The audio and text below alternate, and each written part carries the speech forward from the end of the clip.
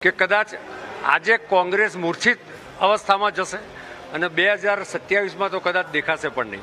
Even ગુજરાતમાં એક અન્ય પક્ષ આમ આદમી પાર્ટી જે વાસ્તવમાં અરાજકતાવાદી પાર્ટી છે અને એ પોલિટિકલ પાર્ટીએ જે ગુસ્સી ટોક જેવા ગુનેગારોને કેન્ડિડેટ બનાવ્યા હતા એના કારણે પણ ગુજરાતની પ્રજા આ પ્રકારના તત્વોને ક્યારેય સ્વીકારતી નથી. એનું આ મોટું પરિણામ છે. અનિલભાઈ, 15 મનપામાં ચૂંટણી હતી. 15 પૈકી 9 મનપા તો નવી રચના થઈ હતી.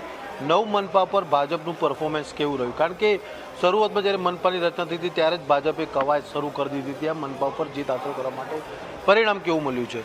જો ભારતીય જનતા પાર્ટીના કાર્યકર્તા હોય કે ચૂંટાયેલા પ્રતિનિધિ હોય, હર હંમેશ 24/7 365 દિવસ કામ કરે છે. એટલે એ નવું મનપા બની હોય કે કોઈ નવી નગરપાલિકા બની હોય કે નવી તાલુકા પંચાયત બની હોય, કુલ મળીને પ્રજા સાથેનો સંપર્ક અને સંવાદ એવો છે કે પ્રજાને ક્યારે આ નવા લોકો કોઈ આવ્યા એવું લાગતું નથી. અને ભારતીય જનતા પાર્ટીને પણ પોતાનું આખું ગુજરાત પોતાનું કુટુંબ છે, એક પરિવાર છે એ રીતે લાગતું હોય છે.